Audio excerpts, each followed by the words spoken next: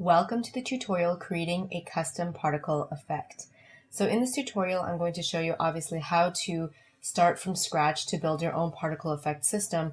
And then I had also mentioned that I was going to show you how some of the remaining modules that exist in the particle effect tab, how they work. However, I realized there's still quite a few to go over, and a lot of them are quite repetitive. So I might only go through a couple instead of going through all the remaining. So the first particle effect system I'd like to show you how to create is one using the image fracture. So let's just look for our basic building blocks to start. So we know for sure that we need a baker and that we need a system composite, we need a visualizer, and as I mentioned before, we also need the image fracture, which is right here. So they're all kind of bunched up, so let me just spread them out a little bit.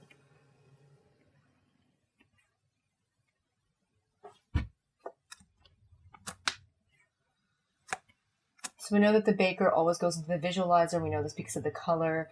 The visualizer will go into the scene composite, the particle system composite, which will composite all the action modules, which are these purple ones, goes into the baker, and then we'll start with our image fracture like that.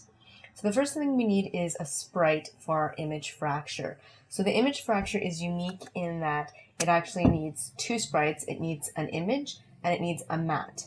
So let's add a drawing layer to our timeline stack, and then I'm actually going to create just a simple circle. I'll use the ellipse tool, and I'm actually going to get rid of that grid.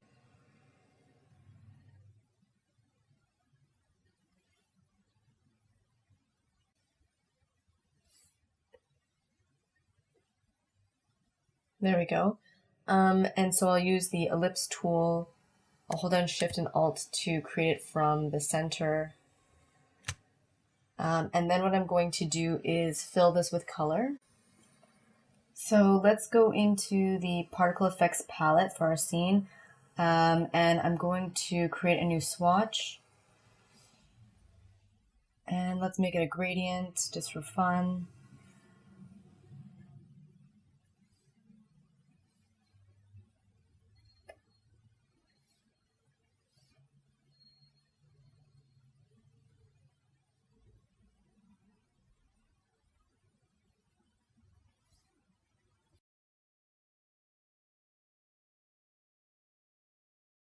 Something like that, and let's name this rainbow.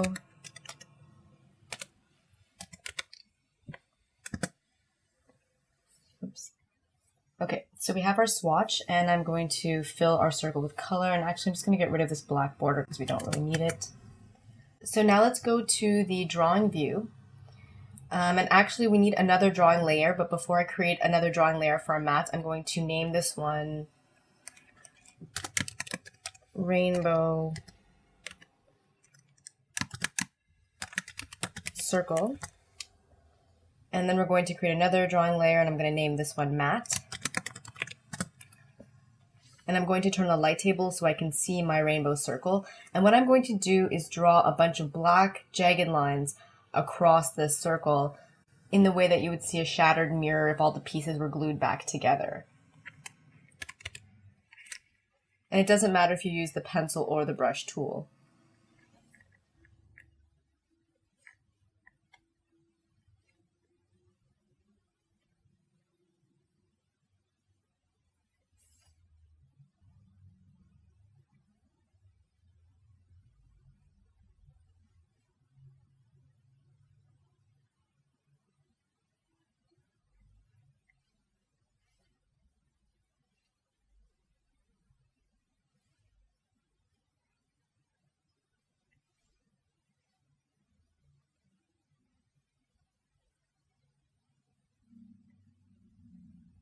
And then I'm going to select the ellipse tool again to create another black outline like this.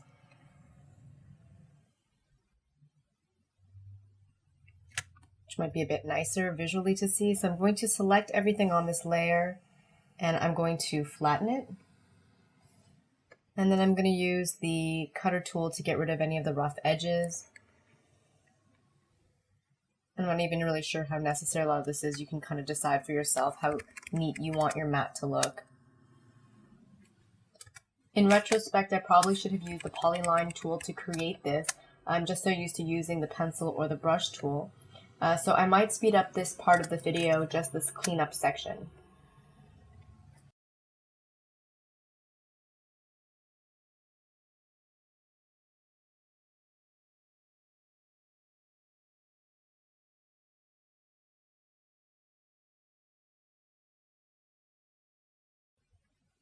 And I'm going to use the contour editor to fix up a bit of these rounded lines so that they're all really, really straight.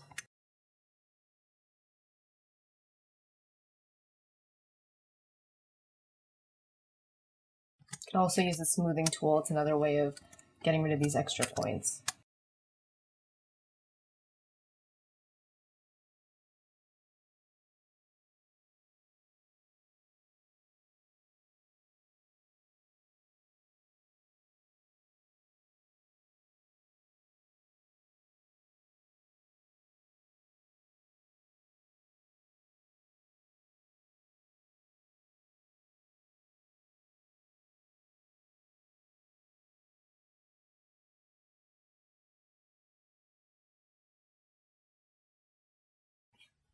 I'm just going to make sure that all the joints overlap properly as well. You have to zoom in pretty close to see that. So here we have this extra little piece. So that's perfect. We know that it's actually overlapping properly. Here as well.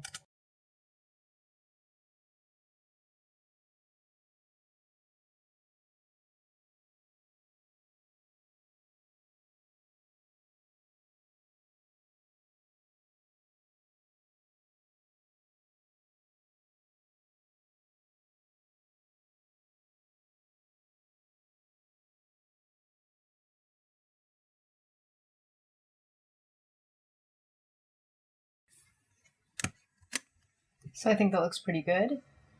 And this is what our mat looks like. You can also have mats of solid colors. So say, for example, you had big solid black circles.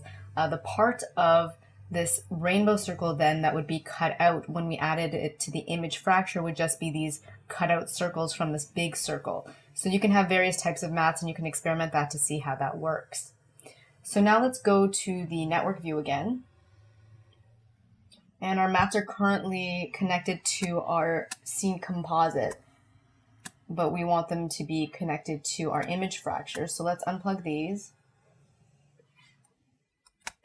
and move them up here towards the image fracture. So the image goes into the right port and the mat goes into the left port, like that. And then if we go to the camera view, we still don't see anything, and I think I know why that is. If we select the image fracture module, we can see that its trigger in its layer properties in the generation tab is set to 0. So unlike every other action module in the particle effects tab that are automatically set to 1, which means they're automatically enabled, this one is set to 0. So let's change that to 1. And now we can at least see our rainbow circle in the camera view. But then if we drag the playhead across, we see that it's not fracturing. But in fact, it actually is. It's just that it's fracturing in the wrong direction. And so if we go to the perspective view, I'll show you what I mean. So already we can see that clearly some type of fracturing is going on, but because of the perspective we happen to see the circle in the camera view, so it's almost like this fully frontal, we don't see any of these parts being broken.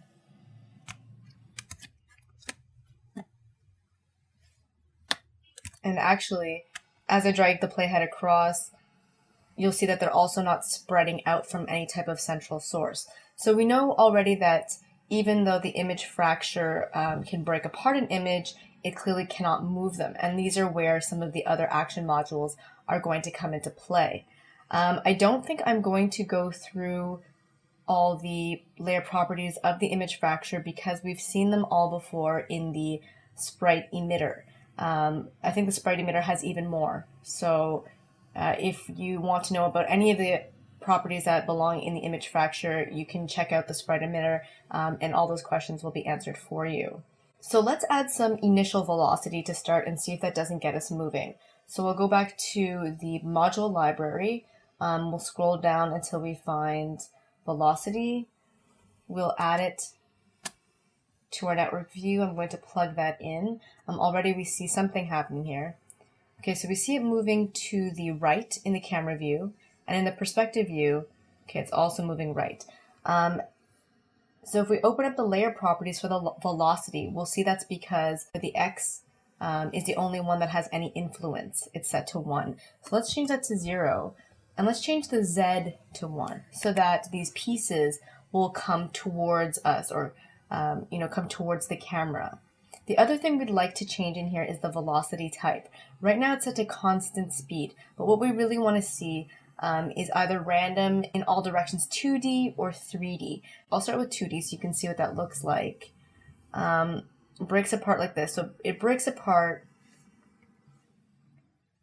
outwards, but if you look at it in the perspective view, let's back out a bit here, it's still breaking along the same plane. So it's breaking outwards along the same plane. If we change that to 3D, however, and we drag this across, we'll see that it breaks out in all different planes. So X, Y, and Z, it's breaking out. And the effects look pretty similar though in the camera view. Well, these ones get smaller as they're receding in space, etc. Like that. So that's a pretty easy one to create on your own.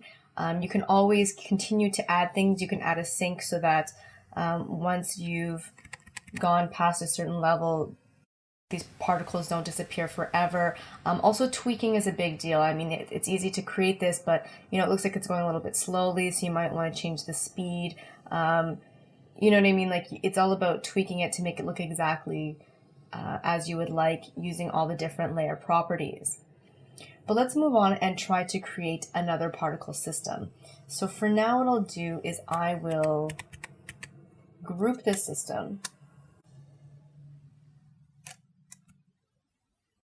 So I'm going to select all the modules in the network view and then use Command G, or I believe it's Control G on Linux or Windows, to make my group. And just so I don't forget what it is, I'll say Rainbow Fracture, and that's the name of our group.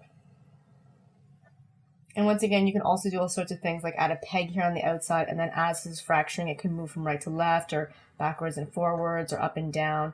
You can add gravity so that the fracture falls completely towards the ground. You can add all sorts of things to continue on this basic structure. But one of the next effects I'd like to build with you is creating a vortex.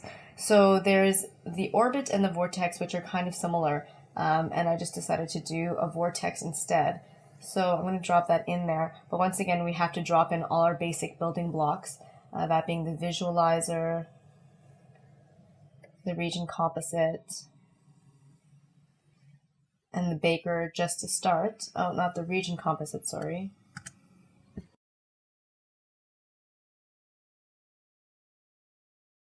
I meant the system composite, so I'll put that in. So it's a good thing those things are color-coded. Made me realize my error right away.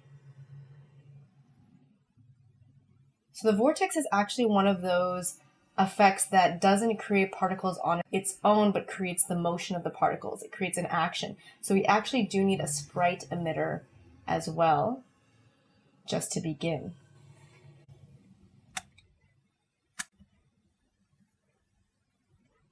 Okay, so let me plug this into the composite. Let's hook up our system so far as we think it should look. And of course what we need, let me disable this, is a sprite once again. So I'm going to create a vortex of many, many little particles. So I need to create another drawing layer. And I'm going to go to the drawing view, turn off that light table, turn on the grid, and I'm just going to draw little circles in the center of this grid. I might zoom in a little bit. I'll use the brush tool. So let's look at our color palette again, and I'm going to create a bunch of colors, I think, as well.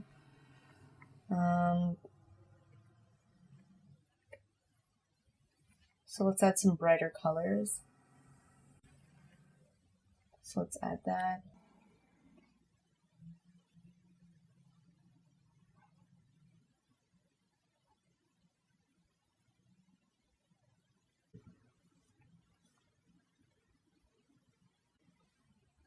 Okay, actually, I think that's good. So we have, along with the red, 5 other colors. So I'm just going to scroll across and continue to use these colors to draw little circles.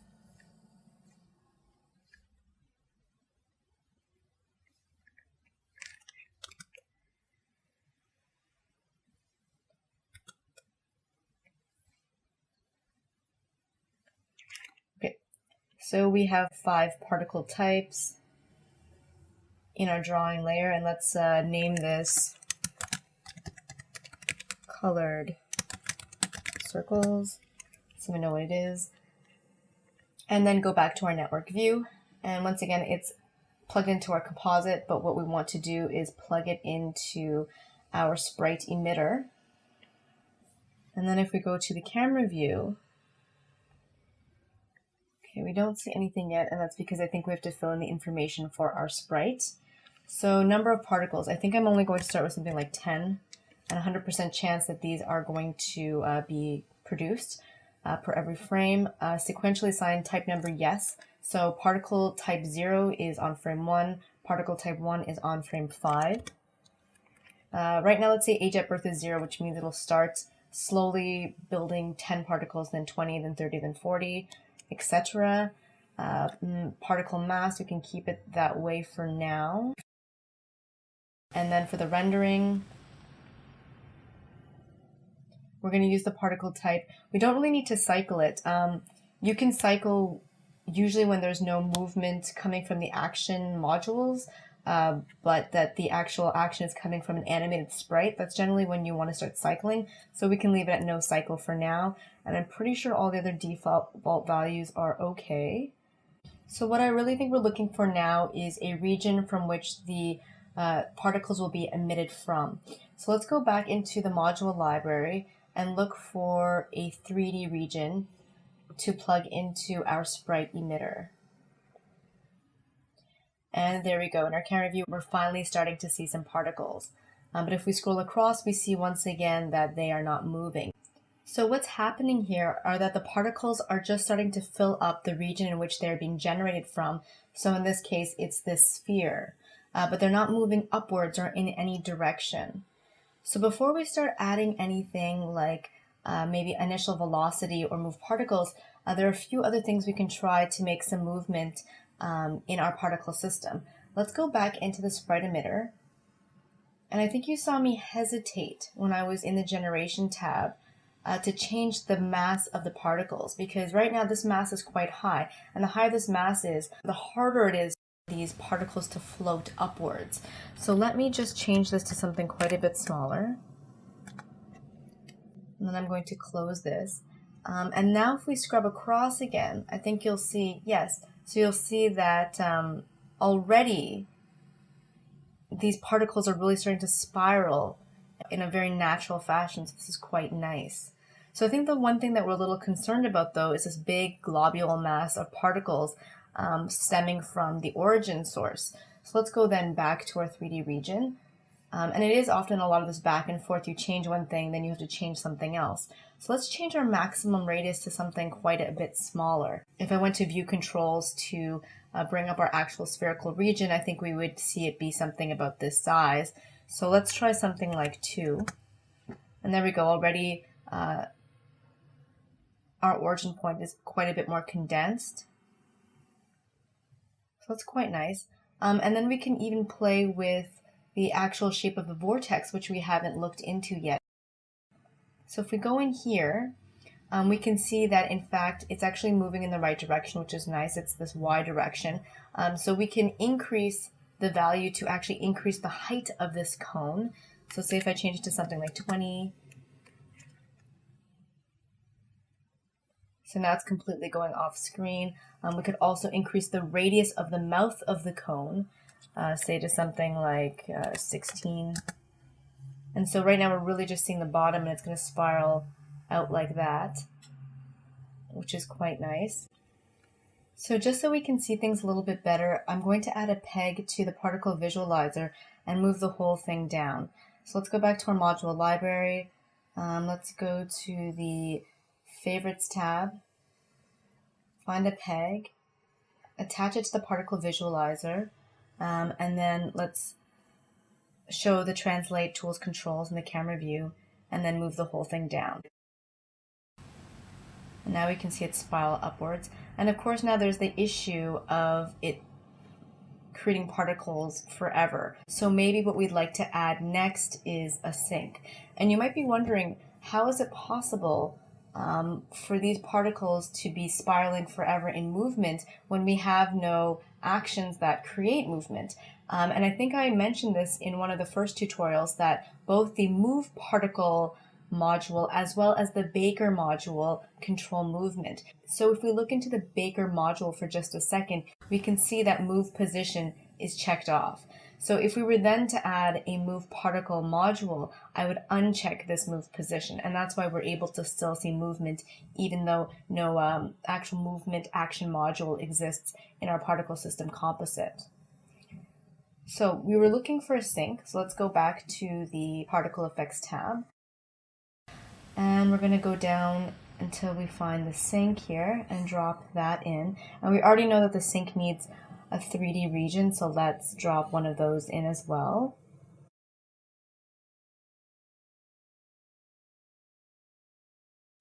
We're going to attach the sink to the end of our particle system composite, and I'll attach this 3D region to that. And let's take a look at what our 3D region looks like. Right now it's a sphere. I'm guessing we probably want a cylinder. And to see it, you can use the keyboard shortcuts, Command F11, or I believe it might be just F11 on Linux or Windows. So this is why we aren't seeing anything. Logically, the region gets put around the sprite emitter's region of generation. However, in this case, we would like to move this upwards. So now we actually need another peg for our 3D region.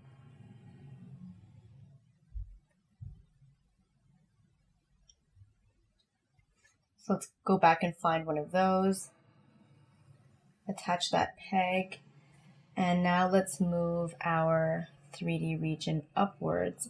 And let's actually increase the height of this region, as well as its width. Okay, so that's quite big.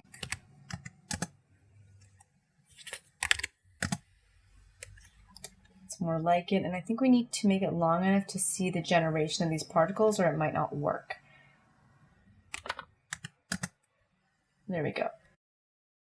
Oh, and unfortunately I made the mistake of having the animate button on, so these have been keyframed. So let me delete these keyframes and do this one more time. And take the animate button off to move this whole thing upwards. And I also have a keyframe here, I'm not sure what that's for. So now that the animate button is off, let's bring this back in to view. And now we can see our wonderful vortex spiral, but disappear after it leaves the sink. And if we hide our sink region, we can see what that looks like. So it's quite nice. And you can actually add a peg to the vortex to tilt it so that you get a kind of a different spiral happening. Obviously, with the peg that we attach to the particle visualizer, not only were we able to move the entire system down, but we could add keyframes and move it across. So it's like a tornado. It could even move in 3D space, so it could zip backwards a bit and come forwards and zigzag along a path, really looking like a spiraling tornado. So there's all sorts of things you can do now that you have the basic structure of the vortex. So there's only one more thing I'd like to show you, and it goes back to the rain effect that I showed you in one of the previous tutorials, and how to have two placements of the same particle system in the same scene. So once again, let's just group this new system that we created so it doesn't get in the way. I'm going to name this Rainbow Tornado. And we're going to disable this and put this over here. So let's actually re-enable the rain, if you remember it, and go inside. And there's all sorts of craziness going on here. So we have a setup that isn't correct, which is two planar regions with two pegs that are hooked into a region composite and then hooked into the emitter. So let's get rid of, I'm actually going to take a look at it from the top view and try to decide which one to get rid of.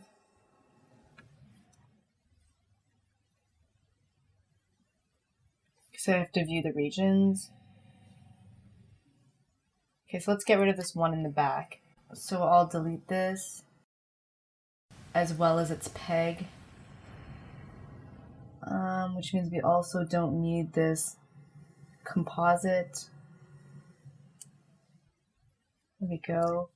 Let me see if I can select all here and restructure a bit to make things a bit more clear. Well, that didn't really make things more clear, but let's try to move things around so that they're a bit easier to look at.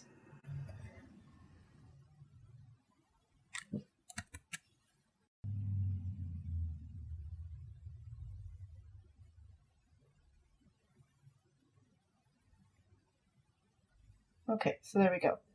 So I was going to explain to you how to actually go about making two systems coming from two regions. And I explained to you before that you actually need two visualizers and two particle bakers. So let's go into our module library as usual. And let's go to our particle effects tab and let's pull out a baker and another visualizer. So let me see if this will work.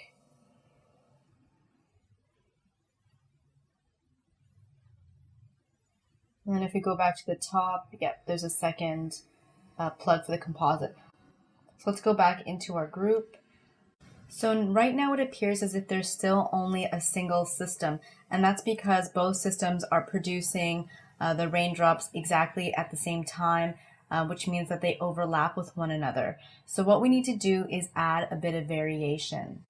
Let's then open up our particle baker and let's add a different seed or a seed number so that these raindrops aren't produced exactly the same for both systems. So I'll just add a seed of 1 for now and see if that makes a big difference. I'm not really sure that it does. So let me just disable these for a minute. So that's what it normally looks like. And then let's re-enable these.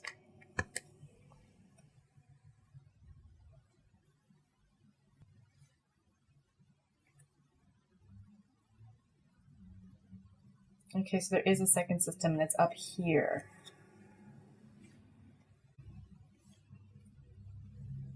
Okay, and it's over here. And okay, so see what's going on. So because of that seed, they're slightly staggered now. One starts later than the other, which is exactly what we want, and they are actually staggered in space. I think it's just because I'm showing the region. Oh, and now we can see. And that's because this particle visualizer already has a peg attached to it, and it moved the entire region with that peg. So we don't actually need to put a peg in this one to stagger them. And we see that there is a space in between. And if we go to the perspective view and we move around, we can see that there's this hollow space that exists between these two systems. So now for the final test, let's add a drawing object in between these two systems. Let's go back out. And once again, if these weren't grouped, and I can ungroup it if you want, you would basically just put them between these two visualizer plugs in the main composite for your scene. So instead of there being a multi-port out, these would be plugged directly into the main composite.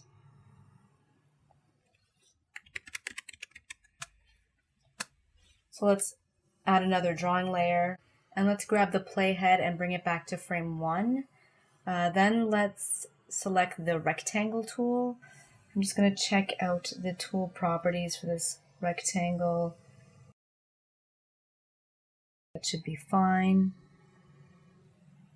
Let me just undo that and do this in the drawing view. Let me just see which color I've selected. Okay, so I want black, I think.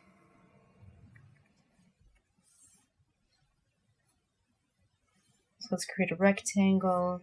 Let's fill it with something solid but not too intense. Maybe it'll show well in yellow. Actually, let me just make this a bit less intense. Okay, here we go. All right, now we have to extend the exposure.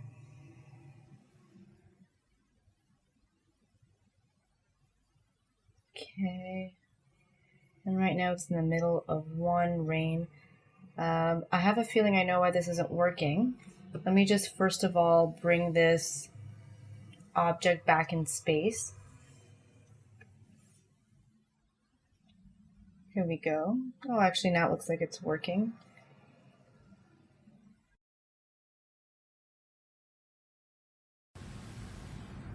So I think it looks like there's raindrops passing both in front and behind, but we can do a test as well.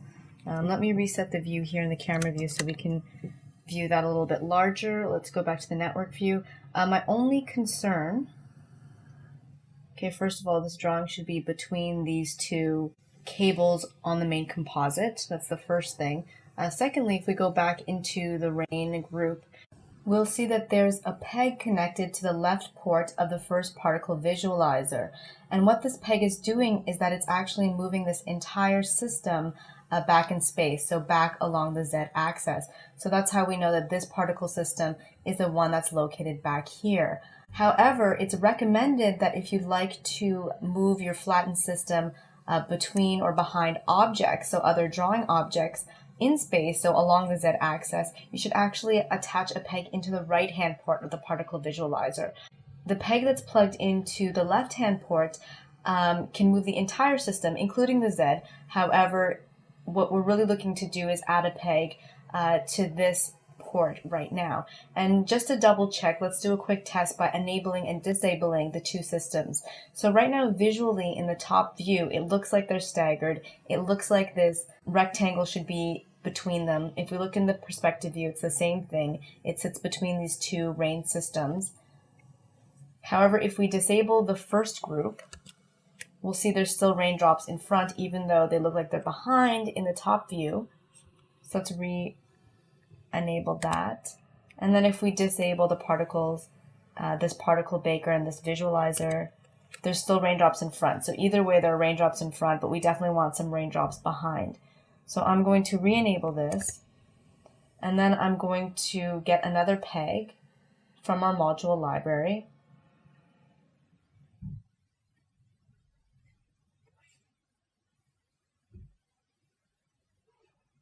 I'm going to attach it to the system. I'm going to go to the layer properties.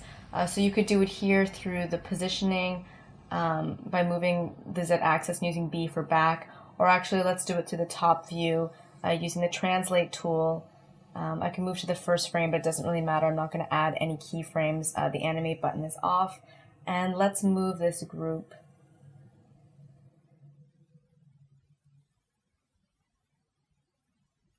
even further back. So now we can see that in the camera view, these raindrops have popped behind. And we can see as we cascade down, this second system here that we added, which is actually in the front, we can't see it here in the top view yet or in the camera view because remember it's staggered. If we go to the side view, we can see it's just starting now. It's just starting to enter our field of view. It's raining in, and now we see it in front of the rectangle. And if you don't believe me, we can also do our test again. We can take the front layer, disable it. It disappears. We see only rain behind. We can re-enable that. And now if we take this entire system and we disable it, we can only see rain in front. And now you can see it also in the side view. So that's it for the tutorial, creating a custom particle effect. And it's also the last tutorial in the Harmony Particle Effects video tutorial series.